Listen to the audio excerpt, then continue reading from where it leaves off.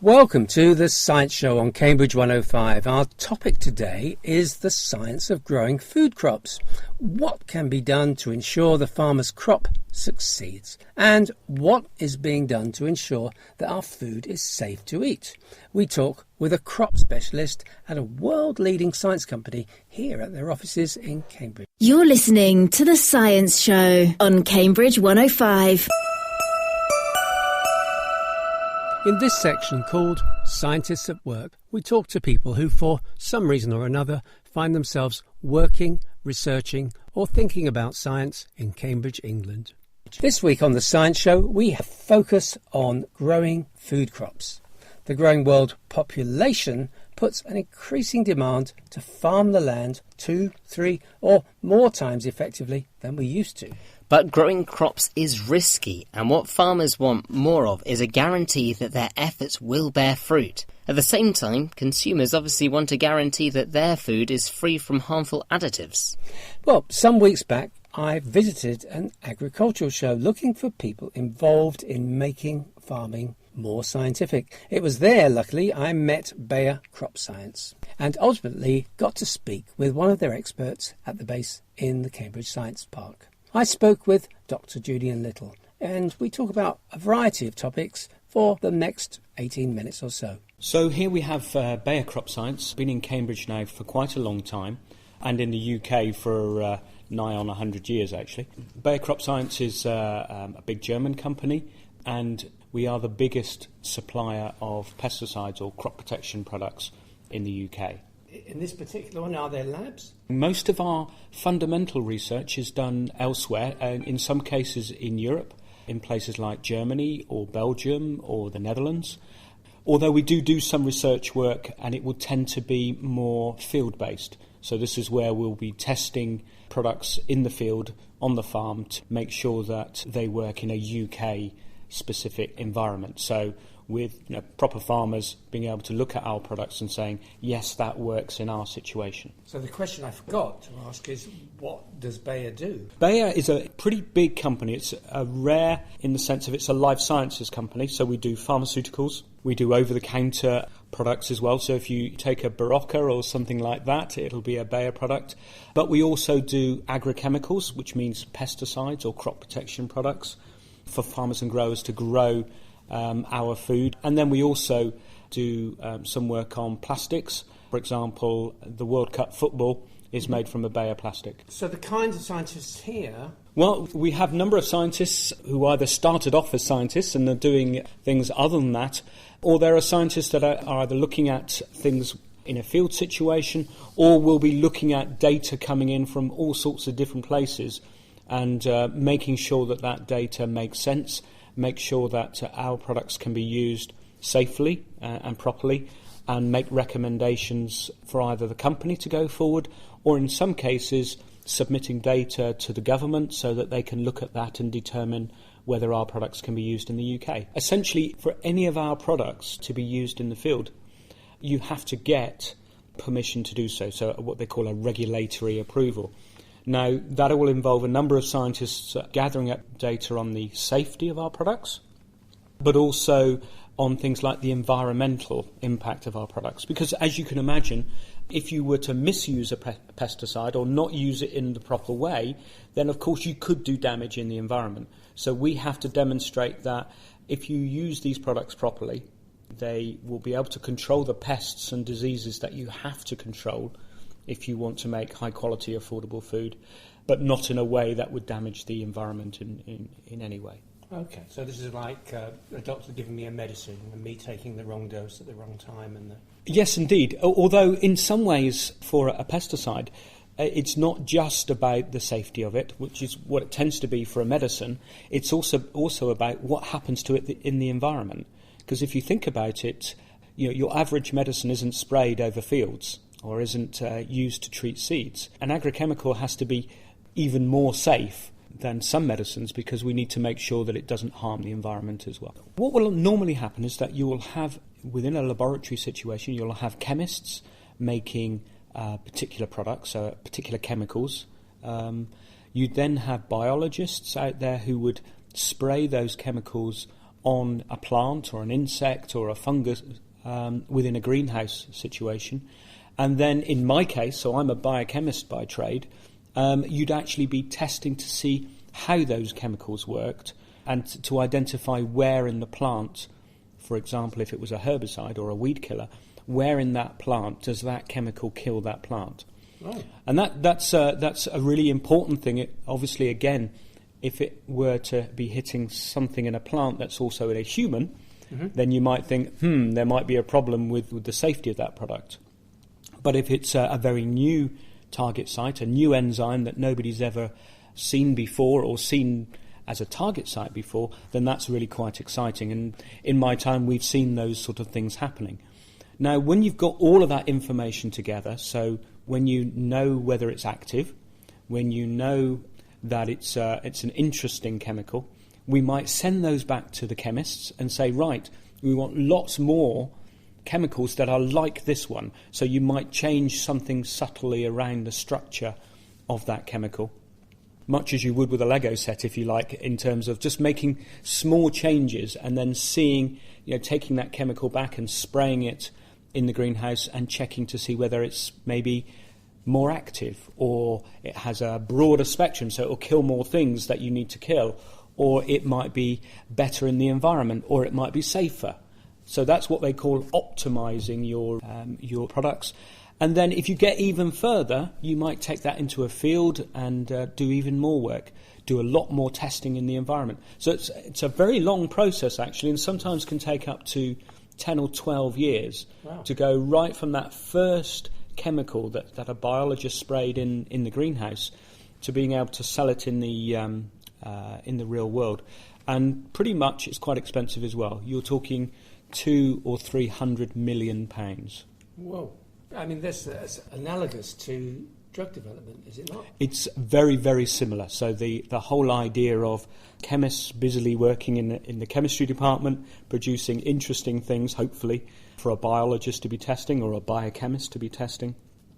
And then, of course, the bit that takes all the time is the making sure it's safe to people that are using the chemical or people that might be exposed to them, or, of course, the environment in which it's going to be used. Okay. So presumably in days past, you'd come up with an idea, pop it in a bag and sell it. But today that must be very difficult. It's true to say that in the 1960s, for example, you could get probably, say, 1 in 1,000 chemicals that you tried. You could find a product. These days it's closer to 1 in 1,000,000. So that'll give you an idea of how much more complicated it is to be able to get something to the market. And I said that it took 10 to 12 years to bring something to the market. Pretty much all of that time is taken up with making sure things are safe and good for the environment. So the discovery bit is a lot easier in terms of time that it will take than it does to make sure that it's safe and desirable.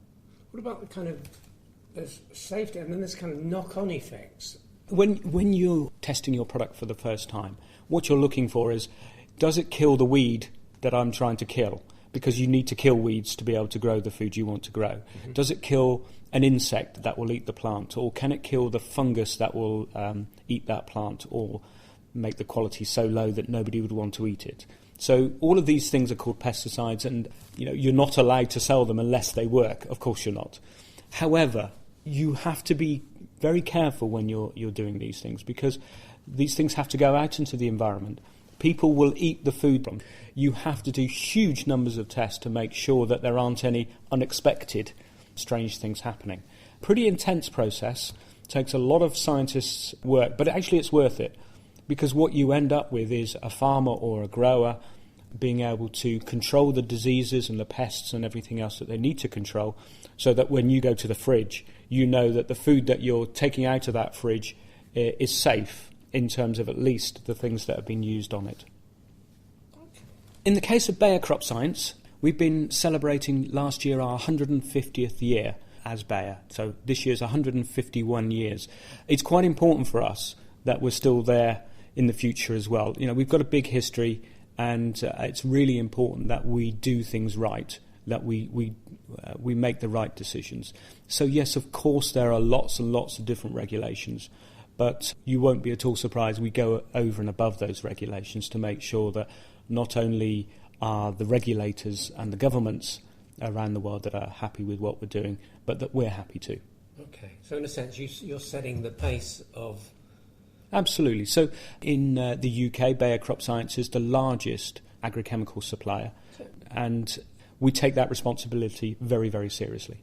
Okay, so I will see the brand somewhere stuck on a weed killer. Indeed, we have what they call the Bayer Garden range of products as well, so that will be in some cases things like Baby Bio as a fertiliser, or even Provado as an insecticide range. These things were originally developed for larger scale use, but we found that they can be used very well and very safely at a garden level as well. Okay. So curiously, how does one particular weed killer happen to know to kill everything except grass? When you're trying to control some weeds in your lawn, when you're spraying your lawn with a watering can or whatever, you've got both physical differences between the weeds and the grass, and also a biochemical difference, if you like. And the physical reason is quite simply that the real problem weeds in your lawn are broadleaf weeds, so they tend to be wider leaves and will actually catch the chemical more than these spiky long leaves of the grass, where actually a lot of the chemical just runs off the grass. So that's one of the reasons why you're able to control weeds in your grass. On the biochemical side of things, actually grasses are tougher. They're more resistant to the things that we put on there. They are better able to grow in the presence of chemicals than broadleaf weeds, and that's purely a biochemical reason. They're just more active and more able to break these products down. Okay. Which is fine for your lawn, but actually it's a problem when it comes to the fields, where grass weeds are a real problem within our crop plants like wheat and barley and oilseed rape and all these things. Yeah, that's excellent. That's better. Not just weed killers, is it? What sorts of things are there? What does a farmer use? Yes. So for a farmer to grow his crop, and if you think about it, what you're trying to do is give your crop a chance to grow. So what you want to do is to kill weeds around that crop, because the weeds will cut down the amount of light that gets to the crop. It'll also steal the water and some of the nutrients in the soil. So you need to control those weeds to allow your crop to flourish. There are also pests, things like little insects that will come down in there. They won't just eat the crop, and that's one problem, but they'll also spread diseases, viral diseases, which are impossible to control in any other way. So frequently a farmer will control an insect, not because he's worried about the insect, but because of what the insect might be spreading. A bit like if you think about it, malaria and mosquitoes. Oh, yeah. Okay. So you're not really worried about the mosquito itself. What you're really worried about is what are the diseases that the mosquito is carrying. And then there are fungal diseases. So this is where you'd need a fungicide to make sure that your potatoes don't go all mushy before you even pick them up, or your wheat doesn't keel over because it's got a big infection. In the UK, where it's quite warm and quite wet in the spring and into the summer, fungi are real problems, and you do need to be very careful to make sure you can control diseases within your crops. Okay. Something I think defines scientists is that they measure things. So what unit do you look at and say, that's good? Well, for a biochemist, we were always interested in the lowest amount of something that you can put on a plant to kill it. From a biochemical perspective, I'm always interested in things that kill a plant at nanomolar levels. So things like 10 to the minus 9 molar. If we're talking about in the greenhouse, what I want to see is things that are working at grams per hectare rather than kilograms per hectare. In the 1960s, we used to use things that used maybe 5, maybe 10 kilos a hectare. These days, you can routinely get away with, say, 100 grams a hectare. One thing I understand that people do is they breed crops to ensure that they do better. The other thing they're doing is trying to select or trying to adjust the genetic makeup of the plant. In some ways, all breeding is about changing the genetic makeup of your plant. Okay. And it's also true, of course, for animals, if you're breeding a dog or if you're breeding a cow or Dolly the sheep or whatever. But breeding is generally about trying to be quite specific about what the genetics are of your organism. So if you're talking about a new variety of carrot, You can do things by traditional breeding, or you can try and do things in a slightly more organised way, or in some cases in a very random way. So, for example, so many of our crop varieties today came from some work done at nuclear power stations, where they would literally mutate seed. So they'd take a bag of seed and stick it by the nuclear reactor. It would be irradiated with gamma radiation, and they'd go away and plant those seeds and see if there was something interesting in that seed. Now, if you think about it, that is about as random mutating as you could possibly imagine. So in some cases, in fact in most cases with those seed, the seed just didn't germinate properly, or the plant wasn't functional. But there were some plants that were better. So they might yield more, or they might be better at dealing with disease. So they would find occasional plants that would give them something. And that's what they call random mutagenesis. You can do it with a chemical, or you can do it with radiation. And bizarrely enough, that's now considered to be quite conventional. And there are other sorts of breeding where you want to bring in totally new genes, but in a very specific way. So, for example, genetic modification or transgenics, or however you want to describe it. These are ways where you would go and look for your gene. So for your carrot, you might look for a gene that is resistant to drought. So you'd go away and look for a plant, or even an animal if you want to go far enough away, that is able to withstand drought. And you'd look for the gene that gives you that drought tolerance. And you'd say, OK, I'll take that gene and put it in the carrot, and let's see whether that carrot is now drought resistant. And if it is, then you could go ahead and do some more work to make sure it's safe and it works fine and everything else. There's nothing else strange about that carrot. And you might then say, OK, I'm now going to commercialise that carrot. Now, that's what they call genetic modification. It's a very specific way of changing that carrot, not like the random way of doing so using mutagenesis. And yet, bizarrely enough, genetic modification is considered to be very different and needs a lot more regulation than that random way of doing things. Okay. So the conventional way is the way which is generally accepted? Yes, so conventional breeding is whatever is accepted on the day.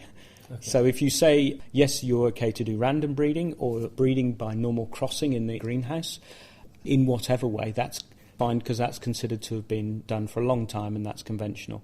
Whereas things like genetic modification, even though that's been around now for 20 years, commercial use now, that's still considered to be unconventional. Now, on my way in, I noticed a display a clock ticking away, saying population is increasing and the amount of arable land is decreasing. There are some big problems out there. Okay. And the one that I always talk about is how much land there is to feed people. Mm-hmm. So in the 1950s, an area the size of Wembley Stadium used to have to feed 2 people. These days, it has to feed 4 people. And if we go through to 2050, it's going to have to feed more than 6 people.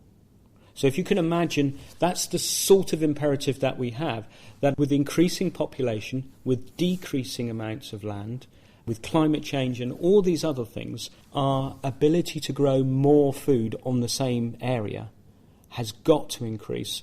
Otherwise, there simply won't be enough food to go around. But it would seem that if I go into my supermarket, the successful stuff is now organic. So everyone is wanting to buy organic. It's interesting that you say that, because actually organic food and organic farming has actually been on the decrease over the last few years. For whatever reason, I think there's a combination of organic food tending to be more expensive, of course. Okay. But also I think some of the myths around organic farming have been exploded. Do you know, you can grow food in a conventional way, in a way that's very environmentally friendly. And likewise, you can grow organic food in a bad way. It's not about the label that you give the food. It's about the farmers and growers and their advisors and the scientists behind all of that will make the difference.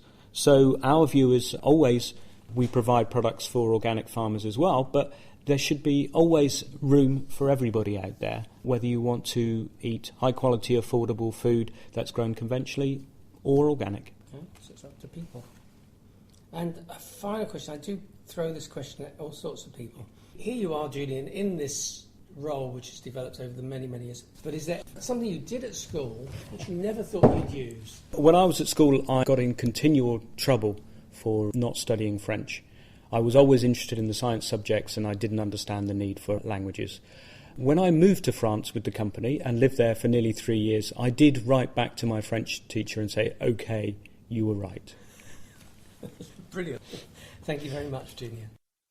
Thanks there to Dr Julian Little at Bayer Crop Science. As Julian mentioned, Bayer is a major company, established first in Germany 150 years ago, a company with 110,000 employees. Wow. And they make human and animal pharmaceuticals, healthcare products, agricultural chemicals, biotechnical products and specialist plastic. And if you're wanting to learn more and find examples, for example, of the kind of advice that's given to farmers, say on what to do when with their crops, I recommend a click to their website. You'll find even phone apps to identify pests and weeds and plant diseases, and I was intrigued to find examples of new seeds that farmers could buy and to learn about the kinds of characteristics that a farmer might be looking for in a seed.